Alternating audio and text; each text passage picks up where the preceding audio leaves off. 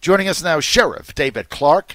Hey, Sheriff, you know we're excited. We're launching a newspaper, and this is a digital newspaper, not print. We're launching a digital news site. I should say it a news site, right? In Richmond, August 17th, called The Virginia Star. Go to The Virginia Star to battle the fake newsers out there, and we're really excited about it. Just hired 2 reporters, got another one we're speaking to, could be 3, hopefully by the time we launch. And it's going to be real news, no fake news. We're going to bring you the real stories. And Sheriff Clarke, I know you're going to be excited about it, and we want to carry your stuff on it because you're a great writer, and we want to know what you have to say. Sheriff, what do you think? You fired up? Hey, that's fantastic. Good morning. We needed some rivals to the liberal media that squelches free speech. And I know that your newspaper will welcome free speech, the differing views, and everybody doesn't have to agree and think the same way, but for heaven's sakes, we still should be able to express those views. I know, exactly. Now, Sheriff, speaking of expressing views, when is the fake news going to start reporting on the number of people wounded by these shootings? You know, first of all, they call them shootings. I'm kind of sick of that because it's not shootings. Like when you say, oh, well, there were 150 shootings in Chicago, and you think of, well, somebody's shooting in the air. No. Shootings means people are in the hospital with gunshot wounds, right? And then they'll say, well, so many died, but they'll say, 150 shootings. That means 150 people got wounded, right? Correct. Since Memorial Day in the city of Chicago, just on the weekends, Friday, Saturday, and Sunday, the count is up to 647 shot, not 647 shootings. 647 people have been shot, leaving 131 dead. That doesn't even include the weekday aggravated assaults and murders. But yeah, it's raging in Chicago right now, and that's not the only city. Same thing is happening in Milwaukee. I think homicides are up 60-some% here in my city. Aggravated assaults, shootings are under aggravated assaults. If it actually hits somebody, it's an aggravated assault. It's not. The others called shots fired. Okay, these are shootings where, like you said, somebody's been struck. But think of, how on a weekend, there have been several hospitals in the Chicago area that had to turn away gunshot patients because they were full. They had to turn them away to other area hospitals. That's how, what a crisis this thing is in Chicago. But you can't get the attention of these liberal mayors, Lori Lightfoot in Chicago, Wheeler in Portland, the Durkin, Mary Poppins Durkin in Seattle, who called that takeover by those insurrectionists in that neighborhood. She called it the Summer of Love. So, and de Blasio's the same way. They just don't get it. While Rome is burning, these people are sitting around fiddling. Well, there was a 2-year-old girl shot in Richmond, my city, last night. I can't really find it on the news. Like, I pop on, get all the updates, can't find it. See, here's the problem with the fake news. See, having a 2-year-old African-American girl shot in Richmond last night doesn't fit the Black Lives Matter narrative, so it doesn't fit the peaceful protesters trying to get social justice change narrative of the Richmond Times-Dispatch and the Virginia Pilot and the other liberal rags we got going on here. So it doesn't fit their narrative, so it's not in the news. It's buried. It's buried because that doesn't fit the narrative of what they want you to believe. See, that's where the fake news is failing America. They're only reporting on what supports the agenda they're looking for. How does that make sense? Well, it doesn't, but that's why you have to put a name and a face to these things, because that's what the liberal media is doing. It's just, 2-year-old shot. Well, what's her name? Because everybody knows George Floyd's name. Everybody knows Mike Brown's name from Ferguson, Missouri. Everybody knows Freddie Gray's name from the Baltimore area, but nobody knows these innocent kids. A lot of these are young people. They're kids. New York City, DeVell Gardner. See, I know the name. I could put a name to it. I don't even live in New York City. 1-year-old DeVell Gardner was sitting in his stroller at a family barbecue, was shot in the stomach in a drive-by shooting and killed.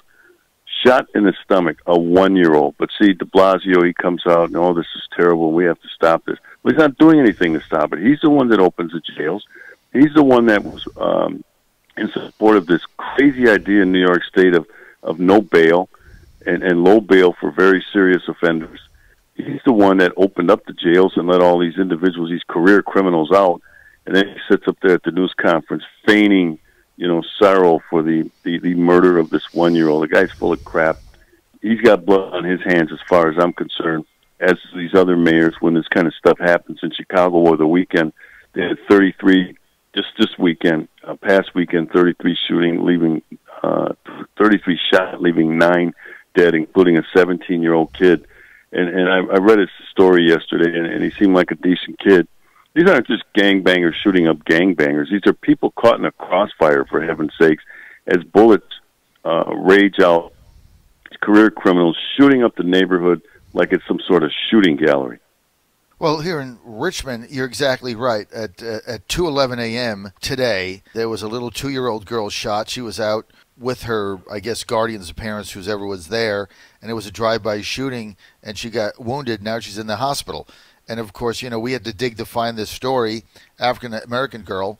And but another drive, and cops are like, well, not much we can do, right? Because everybody's told to stand down. So this is the new America, Sheriff. There are no cops. There's nobody in Seattle, nobody in Portland. Chicago.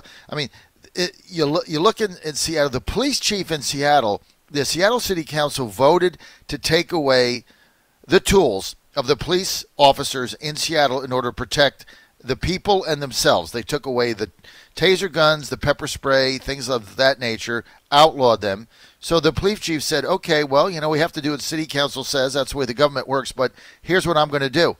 Don't call us. I'm not going to deploy our officers where they can't protect themselves. So you're on your own. I mean, what this is like downtown. I mean, this is like downtown Baghdad. What do you mean you're on your own? Yeah, it's like Syria, Damascus. Just go to a search engine and look at some of the war-torn neighborhoods in those cities, and that's what this is going to look like, and that's not hyperbole. Once this stuff starts, it's very hard to reverse.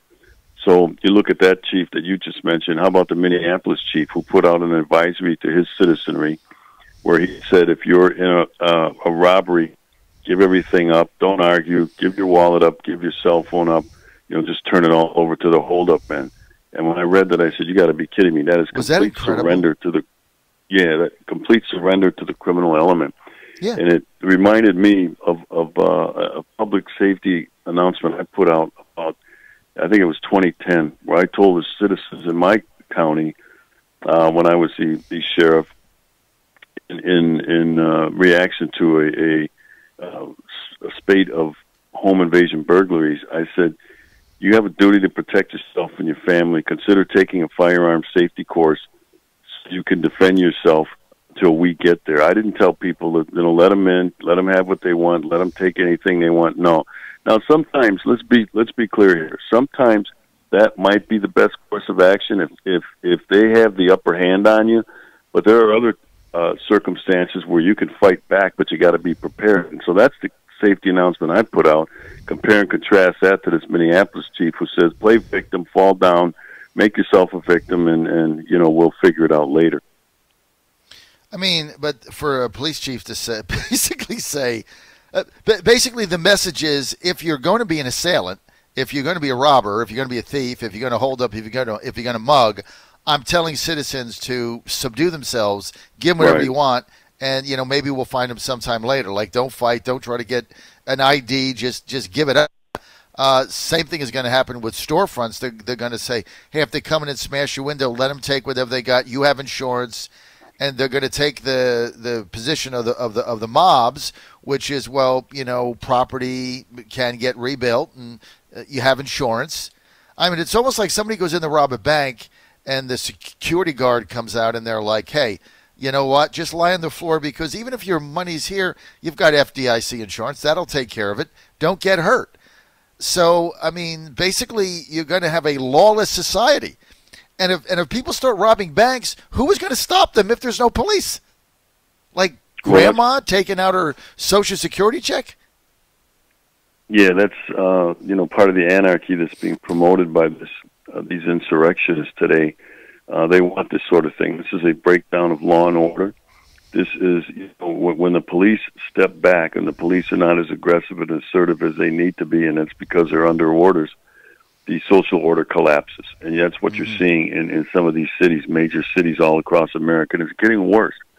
And it won't get better until they start to reverse some of these crazy policies. Now, I know every state in the country now has some sort of carry concealed weapon permitting system. And they're all different. But, these are the people I was talking to as well. If you're in a situation and you have the tools with which to be able to defend yourself, don't hesitate.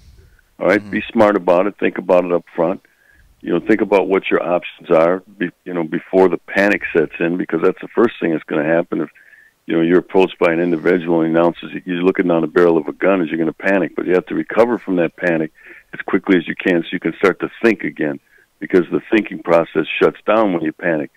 And then recover from that, and then figure out, what do I do here? The guy, I'll tell you what, I go armed everywhere I go.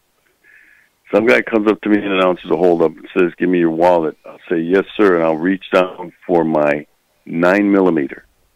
Here's my wallet. Bang, bang, take that. But that's me. I'm not saying everybody can do that, but I'm trained in this sort of thing, tactical protection, tactical approaches, so on and so forth. But any citizen in the United States can prepare for this. You don't have to take some expensive course. Take some basic courses. But the thing is, you got to constantly think about it. It's got to be second nature, because, like I said, John, when the thinking shuts down in a panic, you want your reflexive action to kick in, and that's what you want to resort to and rely on in those situations. So that's the message I always had to citizens in Milwaukee County. Be prepared. Think about this. Practice. And when that time comes, I'll tell you what, you'll do yourself a lot of good. A lot of people, by the way, you're on the John Fredericks Show. We're with Sheriff David Clarke, former sheriff of Milwaukee County. And now he's senior advisor at WeBuildTheWall.us, and he's also a contributor on Newsmax. Go to Newsmax.com. And I watch Newsmax every day and love when Sheriff Clarke's on. Sheriff, let's just give a little advice here. So a lot of people now concerned that if that scenario plays out like you just said, that what happens to the couple in St. Louis would happen to them. So somebody says, a assailant comes to you on the street and says, "Give me your wallet and whatever you have," and you reach down, you have a concealed carry permit, you pull out your revolver, and as you say, bang, bang, and then the cops eventually come. Obviously somebody's shot, and that person only had a knife, didn't have a gun. What happens? Well, I would worry about that later on. I'd worry about survival first, then we'll sort it out after that. Look, all you have to do is be reasonable. You have to explain, in an articulate way why you did what you did. You have to explain that you feared for your life, great bodily harm or death. You can't just say, "Hey, I don't know. I don't know. I panicked." And most people can't articulate it, afterwards. And that's one of those things when I say be prepared, that you have to think about, hey, I feared for my safety. I feared for my life. This goof broke into my home, or this goof approached me with some object in his hand. You don't have to see a gun. You don't have to see a knife. But you have to be, what you saw and what you articulate has to be reasonable under the circumstances. So I say survive the incident first. We'll sort that stuff out later. More times than not, John, the law is going to be on your side. That couple in St. Louis that you're talking about, that will never, they'll never find proof beyond a reasonable doubt before a jury. They will never, and the prosecutor knows that, okay? This is political activism to charge those individuals. Someone broke through the gate. I think those individuals under the guise of protest. You do not have the right to crash through somebody's home gate and call it a protest, all right? That's harassment. That's disorderly conduct at the very least. So the governor has already said that he will pardon them if they're convicted, and the state attorney general has already asked that those charges be dropped. So in the long run, the law is going to be on your side. It may take some time for it to get there, but I think the right outcome is going to happen in St. Louis there. Well, I hope you're right, and because that was scary for a lot of people to see somebody protecting their home and their family. They broke into their gate. They go out with guns. I mean, the guns are not concealed, so they go out with them. Whether they were loaded or not, we don't know. It's moot. and now they're the ones getting prosecuted. So it's like, okay, so somebody comes to my home, smashes through my gate, threatens to kill my dog, kill my wife, burn my house down. I try to protect myself, and now I'm the one that's getting indicted. It's like, what the hell did I do? I'm sitting in there watching TV, minding my own damn business. Well, there's a saying in law it's enforcement. scary. I'm telling you, it's scary to a lot of people. I've had a lot of people text, call me, email me, and say, you know, what do I do if this happens to me? And see, a lot of that guy was a high-priced lawyer, big mansion, has money, can defend himself, has friends. How about the average guy, you know, working 2 jobs, trying to keep his 2 kids in Catholic school? I mean, he doesn't have money for lawyers, and so you bankrupt him. You take his house because now he's defending himself. I mean, this is not fair, Sheriff. Well, this is, of course it's not, but this is what happens when you get politically active prosecutors who play to an angry mob. You get these sort of decisions that, you're right, can cause some economic ruin and so on and so forth. But I'll tell you what, there's a saying in law enforcement, when you have to make these split-second decisions, better to be judged by 12 than carried away by 6. We're going to have to tweet that out. Better. I've never heard that. Better to be judged by 12. I got to write that down. Better to be judged by 12 than carried out by 6. 12 than carried out by 6. That's good. Carried out by 6. Sheriff, you're absolutely spot on. Where does this end here? I mean, where does this end? Does these protests go on now post-election? Yep. It's got nothing to do with George Floyd. I mean, what's going on in Portland, Seattle, Chicago? None of this has got anything to do with George Floyd now. Just go on in perpetuity? Well, yeah, they're not going away because they're feeling it right now. They're on offense. You know, these insurrectionists, these rioters, these socialists, these Marxists. Black Lives Matter is a Marxist organization. The founders are Marxists.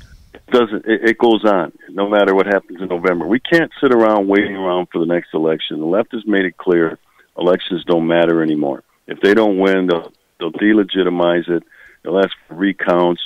They'll do court challenges. This presidential race is going to be a mess, the results. We won't know who the president is by the next morning, and that's always been historical. That might be a few states that are reporting late, but we kind of know who the president-elect is going to be. We won't know. We may not know for weeks. We may not know for months with the court challenges. So, yeah, this stuff's going to go on until we on the other side, patriot Americans, stand up, for heaven's sakes, and start to shove these people back. Right now, you know, we're sitting around, we're hand-wringing, we're whining about it, look what they're doing, so on, and what do? Start fighting back, damn it. That's the only way that you're going to get their attention. When they realize that we're going to shove back, watch them back down, because these people are cowards anyway. Well, Sheriff Clarke, I hope you're right. You look at these protests, and then you look what really infuriated me, I think it was yesterday or 2 days ago, was the D1 football scholarship pampered players in the Pac-12 putting out demands ostensibly about COVID safety. Has nothing to do with that. And then about racial justice. Okay, it has nothing to do with that, because I've never heard anybody say that there's racial injustice in awarding college D1 Power 5 scholarships to eligible football, basketball, or baseball players. I've never heard that from any angle, right? These people are paid to win games. They're going to get the best players they can that meet the academic requirements to play regardless of race or creed. But then it comes down to they want 50% of the revenue. So when it was all said and done, had nothing to do with racial justice, had nothing to do with COVID-19. Oh, and now they want 50% of the revenue. Even though as a D1 scholarship player, Sheriff, as you know, you get free tuition, which means you get a $250,000 education in a Power 5 college for free. You get 24/7 meals. You get all the perks. You get the best equipment, free equipment. You get the weight room. You get a private plane. You stay in 5-star hotels. You get a 24/7 tutor. All that doesn't matter. Now they want 50%. Is the Pac-12 going to cave? What the Pac-12 should do is just revoke the scholarships. Say, come on, you paid just like every other student in school. You can pay your way in here, and then we'll talk about it. You know, most of these scholarships, the athletic scholarships that are given out, as you know, are given to black players anyway. And I don't hear anybody talking about, hey, we need more white players to get scholarships too, so that we, level the playing field here. So this is a bunch of nonsense. But again, this is another situation where they're exploiting a situation. You're right. These are divas. These are prima donna athletes. I would just revoke the scholarship. Say to hell with it. Okay, we'll field some kind of football team. We'll have walk-ons. We'll do something here, but we're not caving to this. Take the scholarship away, and then that individual either has to leave the campus or he has to dig into his pocket and pay the $20,000, $30,000 just like every other student in that school does to attend that university. You know what? There's 100 kids that wanted that scholarship in line and couldn't get it. Right. They were just a step away, a quarter of a second of a sprint away, 10 pounds away, right? They were just one little bit away. They would love to get that scholarship and play D1 football in the Power 5. I think you're right. I think what the Pac-12 ought to do is say, hey, sounds like you don't want to play football on a scholarship. Have a great day. Next. That's what I do. Of course, they're not going to do that because they don't have any moxie and they're going to cave. Sheriff Clarke, thank you. Thank you for being with us. Really appreciate it, Sheriff. Thank you so much, Sheriff David Clarke with us.